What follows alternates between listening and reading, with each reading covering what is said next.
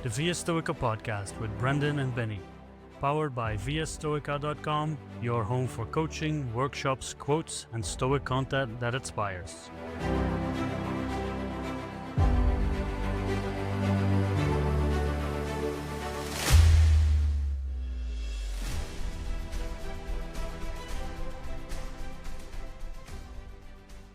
Back at the Via Stoica podcast. We're here, and I'm here with my good friend Brendan. Brendan, what's up? How are you doing? I am doing fantastic, Benny. Feeling slightly older. I had my birthday recently, so I've added a new year to my life, new perspective, new wisdom, all good things. But yeah, had a great year as a 35-year-old, and now cruising into 36. So big things coming. How are you doing? They're adding up. You gotta start thinking about that retirement there. That's creeping up on you. Maybe that's a good thing to talk about. I'm doing good. I'm in Spain, been traveling for a bit. But yeah, congratulations. And now the years are adding up. So maybe it's time to look ahead. Exactly.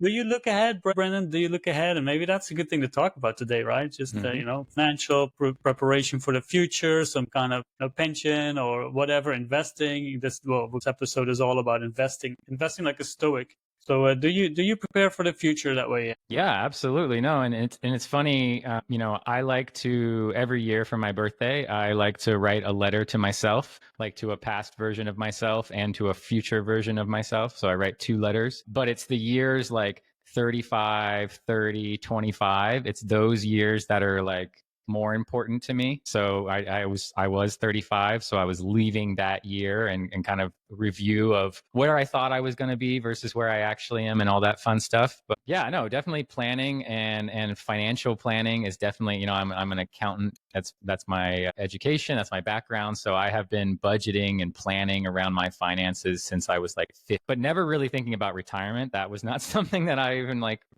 thought about until I got to my job and they were like, oh, we have this pension and this and that. But now, of course, as an entrepreneur and not someone that works for a company, like I don't have that. I got to figure it out myself now. So I've definitely have a strategy in place.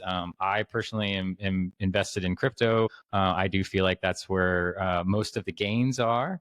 But also that's where the emotions can come into play. It's much more volatile than, just setting up a nice little, ETF with 6% returns or something like that. This can get really wild.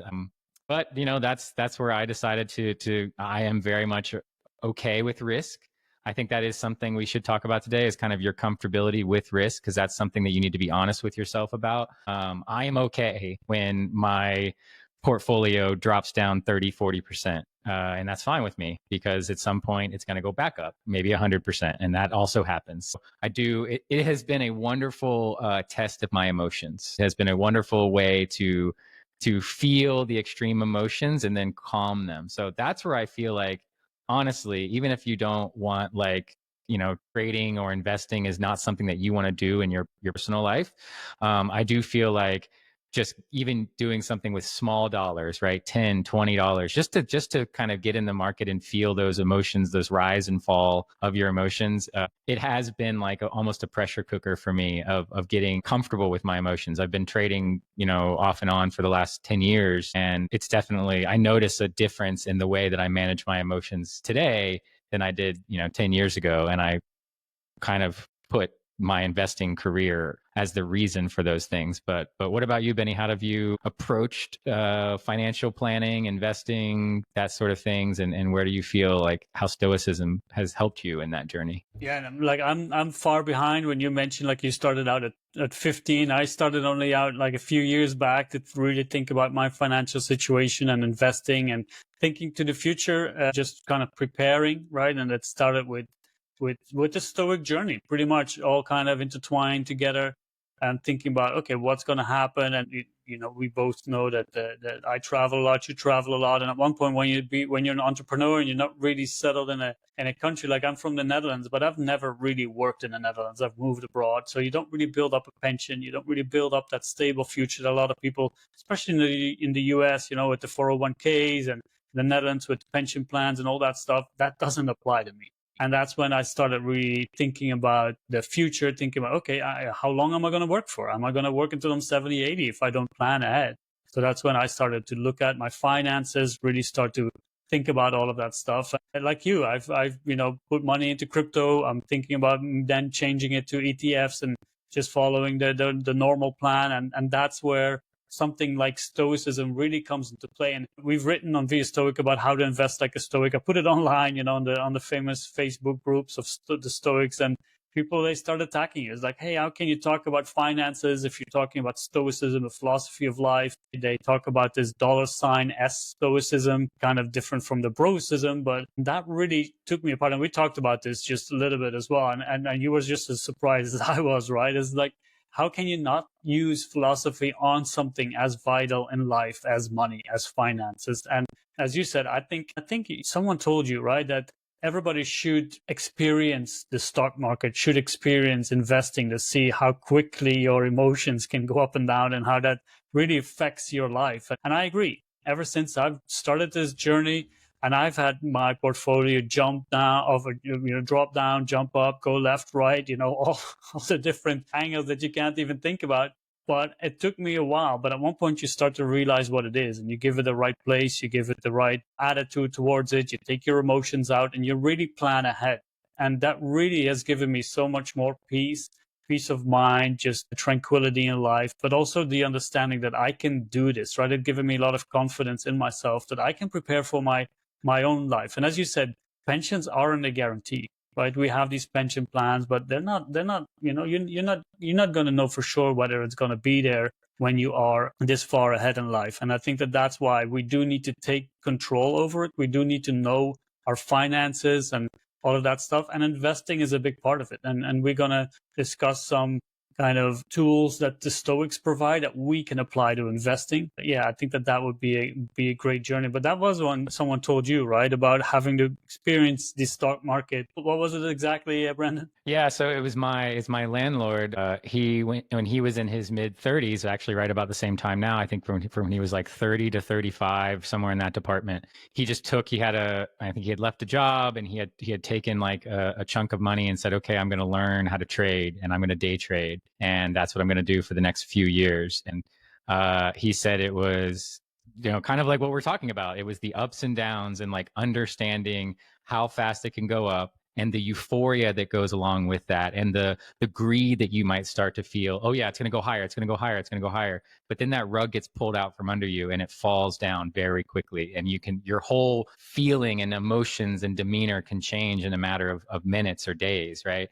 And he said that experience for him has been something that he's constantly looked back towards, from his, as now he's in his 60s, and he's continued in his life as sort of an entrepreneur doing different things. And he's like, nothing is as stress inducing as my life as a day trader. And he goes, so now I never get stressed out.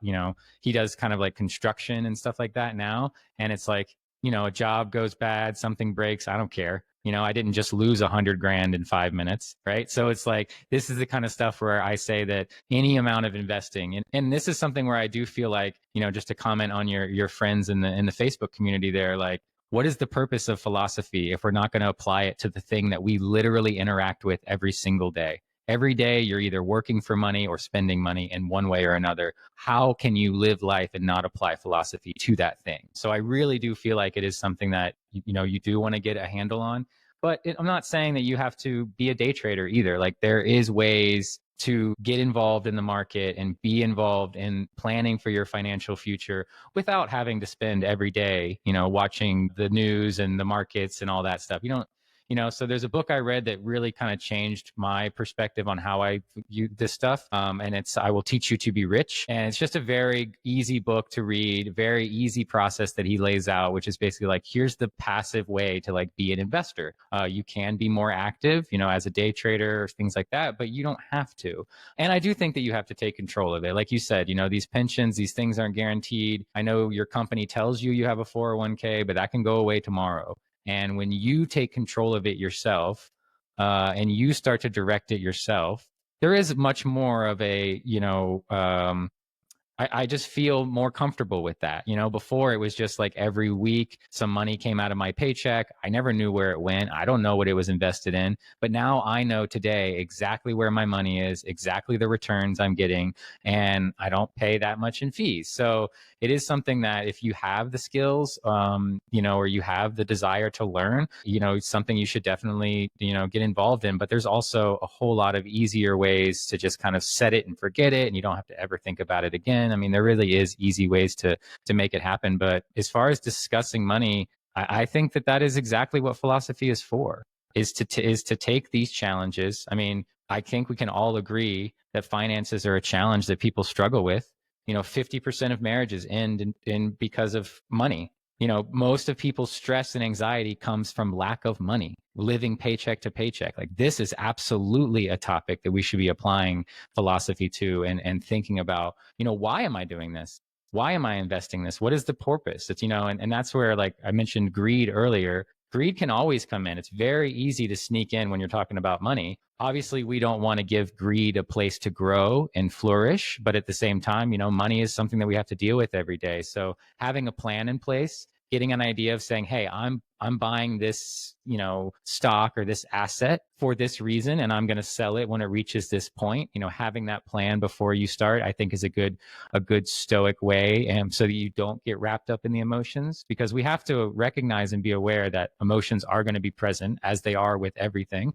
But when money gets involved, that it can get a bit more extreme, I think. So having a solid plan in place is really good. And yeah, so that's what to me, those are kind of the tools I would use to, the negatives to me are the extreme emotions and greed. And that's how I would try and kind of balance them out, is with a plan, and recognizing that things are not always going to be as bad or as good as people say they're going to be. So that's another thing about being in the markets, is you start to pay attention to what everyone else is saying, right? The Jim Cramers of the world, and the hotshot stock investors and stuff. And you start hearing that, and then you realize, when the entire masses go right, I need to go left. And when they zig, I zag, kind of thing. So, it's very interesting to see to feel the influence that the masses, or friends and family and colleagues can have on you. And you really do feel that, and you see that a lot in the markets. I've had so many people tell me, like, why are you investing in crypto? That's such a terrible idea. But then they see me make a bunch of money, and they're like, oh, how do I buy crypto? Where do I do this? And people are just so swayed, and they're so influenced by people on the internet. And it coming and getting a handle on your own finances is a really good way to take control of your own life. Because, like I said, we have money is obviously a key component. But, and as a reminder throughout this whole conversation, is never making money the goal, though. Money is a tool, right? Like, you have this plan in place of, I'm going to buy this asset for this amount of money, and I'm going to sell it when it reaches this amount of money. And so I understand how that can be viewed as a goal, but I'm doing that to live a life that I want to live, not because I want $50,000 or whatever. Like, that money is going to be a tool that I use to help me live that good life that I'm after. But Benny, how do you think about that when, your process for planning? Do you have a plan, and how did you, kind of formulate that plan? What was like the structure, or I don't know, the backbone of that plan? No, everything you said is great, right? And you use some interesting terms there. That, talking about risk, about being influenced, not making money the goal. And when the markets go up, suddenly everybody's a winner, right? Everybody knows exactly what they're talking about. You just say, oh, you just buy this, you buy that, and one of the first things, and that this is one of the great reasons why philosophy and stoicism should be applied to something like this, is do your own research, right? The Stoics, the philosophies, they beg of you to just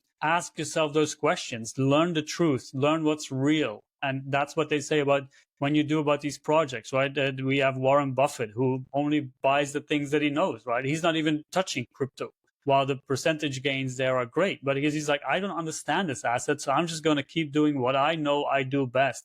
I investigate companies, I know their annual returns or whatever, all those charts, all the data. So he sticks to what he knows and knows how to research. So do your own research. And that's where that wisdom, comes into play, that we need to turn that knowledge and information into wisdom, that we can use it. And that's, for me, like, when I think about how to invest like a Stoic, it really boils down to, what does money mean to you?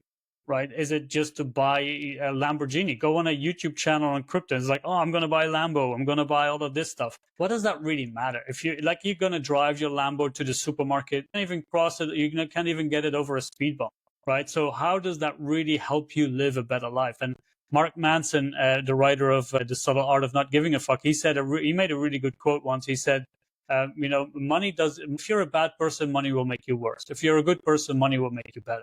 So again, first we need to start defining who we are as a person. And then you can also connect that to what money, what wealth means to you. Define those terms for you. And money is a tool. So when you ask, like, how do I strategize this? Money is not necessarily going to make my life better. It's what I do with it. And we just discussed this in other episodes of living like a minimalist. And that's who I live. I don't need a lot of money. Right, I really don't. But if I want to be able to buy something like, we're recording this podcast, so I want to have good equipment. I want to make sure that if I do something, I can do it right, and that's what money means to me. And further all, money means time to me. I was able to quit my job 2.5 years ago, not because I'm very wealthy or not because I'm having a lot of money. And saying this because it's far more accessible to people than they realize. Right? I quit my job. I started working on myself. I started writing these blogs on Stoic philosophy, mainly for myself to really improve myself, to gain that knowledge, talk about spaces, start this podcast, start via Stoica, do Stoic coaching because I want to help people. I want to give something back. But I've given myself that time and space because I realized that money equals time. And a lot of people that say money equals assets or possessions. But if you give that the right definition for yourself, you can see that you can maybe tone down a few hours a week and take a day off, work 4 days a week and use that extra day to pursue some kind of thing that you're really interested in. And that's where I think having a plan and investing like a Stoic can give you that time. You need to have plans beyond money, right? Plans beyond monetary things. Because if you're just, as you said, if you're just going to reach for that goal, the largest amount of money, then first of all, you're not going to make it because it's never enough. And second of all, once you have it, it's meaningless. So having those plans and set before you start doing this, that is very important. And sometimes when I talk about this, I developed this as I went along, right? I realized I need to make my pension. So I started investing. You start seeing how it fluctuates, how it goes. You see how fast it can go. You see how fast you can make money, but also how fast you can lose it. And then you really start to think, okay, what if I lost it all? How bad would that be? And you can still make new money, right? You can still work. And that's the great thing about the world that we live in. We can still find a job, whatever we need to do. That's always something that I told myself, whatever I need to do, I can still work. I can sweep the floors. I can clean whatever I need to provide, right? I'm fine with doing all of that. But once you have that plan in place, you can really work towards a better future that you foresee yourself. But removing that, as you said, removing it from the money being the goal, but your lifestyle, the life that you want to live being the goal. And then finding ways to cater for that. Saying, okay, if I have this amount, I want to have this much money, I want to have this kind of life, how much money would I need? And one of the great books that I read, and I liked your title as well, but for me, it was Your Money or Your Life. And I think I've referenced it a few times already, but that's really a good book. And the main thing is like where they talk about what is your enough. And that's something that we also need to remind ourselves with investing. What is enough? Because you can get enough money as you want, but you need to take it out as well. And I've learned that lesson not the hard way with my investments, that you need to be able to take money out and just realize, okay, now I can do the things that I really want to do. But that's for me, that was one of the main things that I use to set my plan, is to set those definitions straight, right? So if I ask you, Brennan, what does money mean to you? I mean, I really like what you said about time, right? Like that's, to me, first of all, as I said earlier, money is a tool, right? It's not the goal. I mean, I know oftentimes in entrepreneurship that, it's referenced that money is the scoreboard of who's the better entrepreneur. And like, I get that. But at the same time, I try to remind myself that it's really just a tool, and a tool for me to buy back my own time.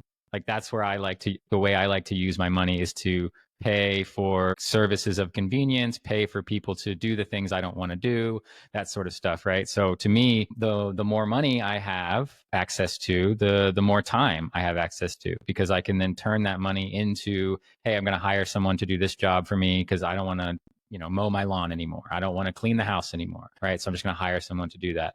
But that's to me what this idea of why I want to make money. It's not, a thing of greed. It's because, I've recognized and accepted that money is a necessary thing in life, right? We have to have that thing to live and or live comfortably, let's say that. So since I've accepted that, now I want to work with that. I want to work with where the world is. And right now, with where the world is, a certain amount of money is what I need to be comfortable, right? Whether that's, and that's for you to decide, whether it's $5,000 a month or $10,000 a month or $20,000 a month. There's no wrong answer, but you need to decide what's best for you.